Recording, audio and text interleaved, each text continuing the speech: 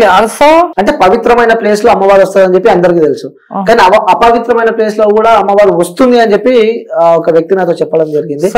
ఎంతవరకు వాస్తవం? ఎందుకంటే దైవభక్తులు మా గురుగారిని అడగాలి కానీ సో నాకంత తెలియదండి. నాకు నిజం చెప్తున్నాను, తెలిసి నేను ఏదో చెప్పాను. సో నేను అంటే అయ్యుండొచ్చేమో, నాకు తెలియదు, నాకు తెలియదు. మా గురుగారిని అడగాలి. కాశీలో గానీ హరిద్వార్లో మా గురుగారు అంటే వాళ్ళు అడిగి తెలుసుకొని మీకు చెప్తాను. ఓకే, అక్కడ నుంచి ట్రైనింగ్ అనమాట మీది. ట్రైనింగ్ ఎందుకంటారండి అట్లా? ఎందుకంత మరి మీరే కదా చెప్పమాట. అక్కడికి వెళ్ళి అక్కడ వెళ్ళానే కాదు, నాకు తెలిసిన వాళ్ళు ఉండకూడదండి. చెప్పండి. ఉండాలి, తప్పులేదు. మళ్ళీ నాకు తెలియని దాంట్లో అడగదంటే ఇప్పుడు నాకు ఆకలి వేస్తుంది, నేను అలా అంటే నాకు ఆకలి వేస్తుంది, కొంచెం ఏదైనా తెప్పిసాను అడగనే తప్పేముంది. సో నేను కూడా అదే అంటున్నా కదా, తెలియంది అక్కడ అడిగి తెలుసుకుంటున్నాం అనమాట. నాకు తెలియంది నేను అడిగి తెలుసుకుంటానండి అంటున్నా. Okay, thank you. సో వీడియోలు బాగా చూస్తున్నాం ఇవి. సడన్ గా నాకు చాలా భయమైంది. ఒక వీడియో చూస్తాను, ఇది దయ్యాన్ని స్టూడియోలో దయ్యాన్ని చూపిస్తున్నారు మీరు. సో ముఖ్యంగా ఈరోజు నా స్టూడియోకి పిలవడం కారణం కూడా అదే. తప్పకుండా. ఎందుకు పిలవను? సో నిజంగా దయాలు ఉన్నాయి అంటే మీరు ఉంటాయి. ఎందుకుంటావు? దేవుడు ఉన్నాడన్నప్పుడు దయాలు కూడా ఉంటాయి. దేవుడు నేను చూసిన, మా దయాన్ని చూడలేదా? దయాన్ని నేను చూసాను కదా. నిజంగా చూసారా దయాన్ని? నిజంగా చూస్తాను. నిజంగా చూస్తాను. నిజంగా నా తల్లిదండ్రుల మీద తొట్ట అంటే చూపిమంటావా? చూపిస్తా అంటే వినిపిస్తలేదు నాకు ఒకసారి గట్టిగా. చూపిన తర్వాత నువ్వే చూద్దు కానీ ఏముంది. పక్కా అంటావు? పక్కా. చెవులేమన్నా కనిపిస్తున్నాయా?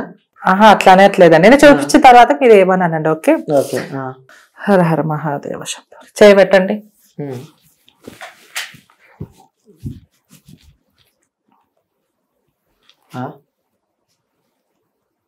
ఏంటిది? విభూతి అండి. విభూతి పక్కన జరుగు. విభూతి అండి. ఇది ఎక్కడి నుంచి తీసుకొచ్చింది మీరు? నేను ఎక్కడి నుంచి తీసుకొని వస్తానండి. అదే ఆఫ్ కెమెరా అయితే చేయలేదు.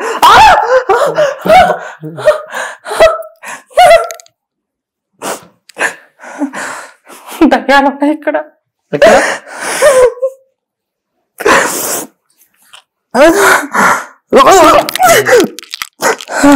దయ్యాన్ని బంధించాలంటే నిజంగా, లేకపోతే చాలా ప్రమాదం ఇక్కడ.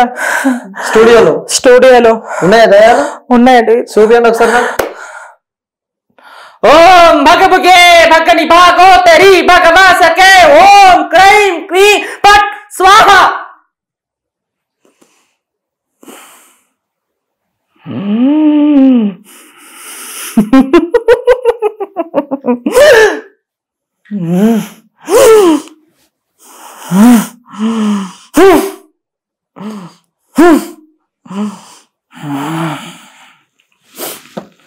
ఏం చేశారు ఇప్పుడు మీరు?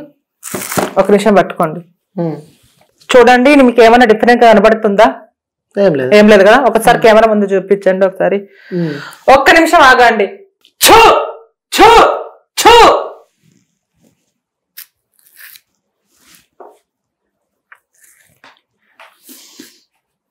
సో డిఫరెంట్ ఏం లేదు కదా.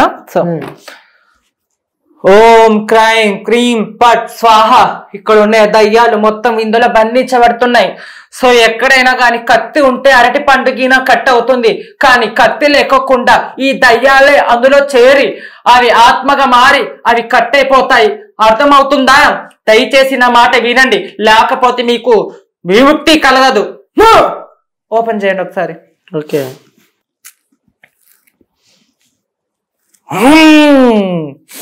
ఒకటోసారి, రెండోసారి,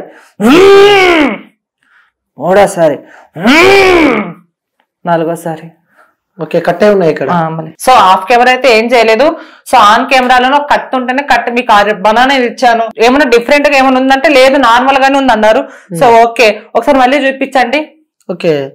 సో చూడొచ్చు వ్యూవర్స్, ఇక్కడ కత్తితో పొడిచినట్టు కార్డులు అయితే ఇక్కడ మనకు కనిపిస్తూ ఉన్నాయి.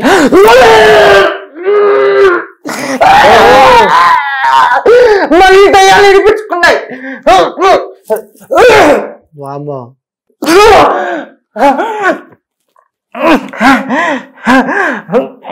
వదిలిపెట్టు.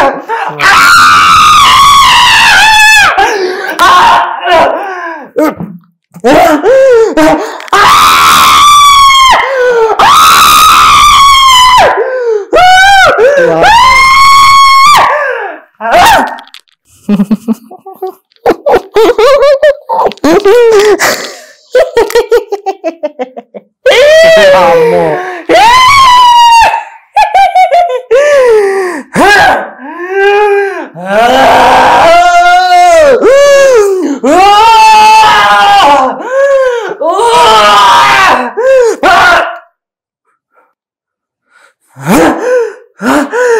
దయ్యం నాడు ఆవహిస్తుంది. ఆవహించక ముందు దయ్యం పంపించాలి. అమ్మో.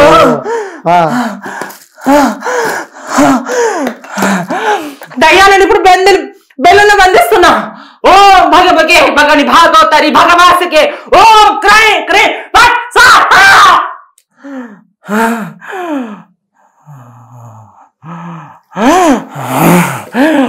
ఓం భగవగే భగని భాగవతరి భగవాసకే ఓం క్రై పిట్ స్వాహా.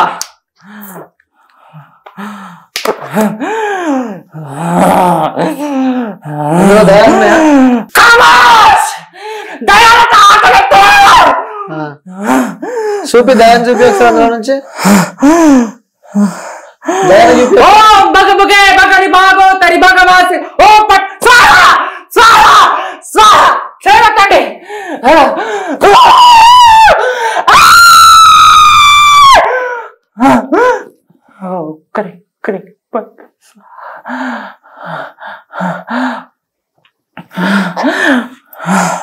అలానే పట్టుకోండి.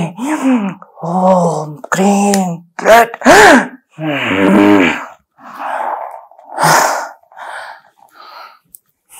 వెళ్ళిపోయినాయండి. అందులో దయ్యాలు బంధించాను. ఏమో సౌండ్ వస్తుంది ఇందులో నుంచి. సౌండ్ వస్తుందా? సో ఇప్పుడు దయ్యాలు లెక్కకుంటే అందులో ఎందుకు అలా సో దయ్యాలు ఉన్నాయి కాబట్టి కదా. నిజంగా దయాలు ఉన్నాయా ఇలా? నిజంగా దయాలు ఉన్నాయా?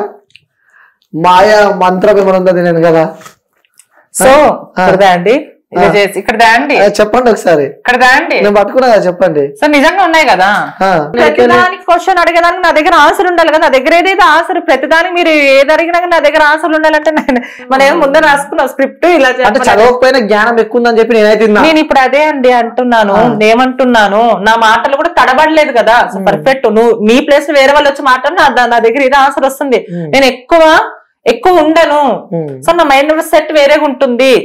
సో నా మైండ్ సెట్ నేను ఎందుకంటే నేను కష్టపడి బతుకుతున్నా కాబట్టి ఎవరు నాకు ట్రాన్స్ కమ్యూనిటీ అయినా మేల్ ఫీమేల్ ఎవరు నాకు ఇవ్వరు.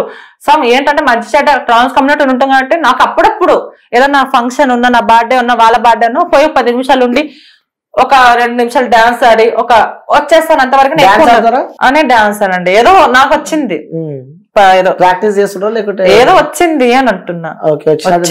వచ్చింది అంటున్నా. అదే అండి. పాటలు బాగా పాడతారని చెప్పిన. పర్వాలేదండి. ఒక్కసారి మా వ్యూస్ కోసం ఒక పాట పాడరా? సో నా గురించి నేను సొంతంగా రాశాను అనమాట. ఓల్డ్ సాంగ్ మీరు చూడలేదు అనుకుంటా. సో జనసేన పార్టీ గురించి సో చాలా అంటే మీకు తెలియక మీరు అంటున్నారు కానీ సో నేను అనే రంగాలు ఉన్నాను. సో టైం బ్యాడ్ అంతేగాని అమ్మ నాన్న చనిపోయినప్పుడు ఒక పాట రాసుకున్నాం. సో ఆ పాట ఎప్పటికైనా త్వరలో ఒక వెబ్ సిరీస్ లాంటిది నేనే డైరెక్టర్ ని. Super, congratulations. Thank you.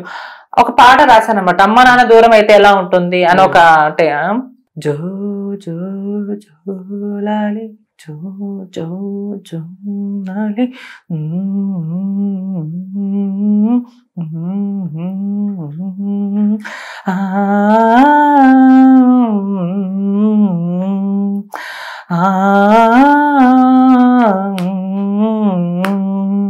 అమ్మా అమ్మ నీ పాడన తీయని పాట, నానా నానా నీ చెయ్యనాలరి ఆట, అమ్మైనా నానైనా తమ్ముడు చూపించే ప్రేమ, ప్రేమలోని ప్రేమ రాగం ఉండదా,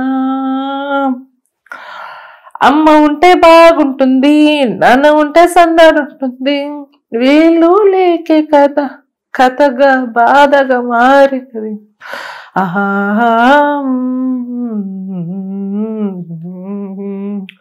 చుట్టూ చుట్టాలున్నా ఎవరికి వాళ్ళే సొంతం, ఒక్క పూటైనా అన్నం పెట్టరా. సో నా రియల్ లైఫ్ లో అయినా మీరు ఒక ఇన్స్పిరేషన్ గా ఉంటున్నారు. సో సొంతంగా సో అది తల్లిదండ్రులు లేని వాళ్ళకి ఆ బాధ తెలుస్తుంటారు.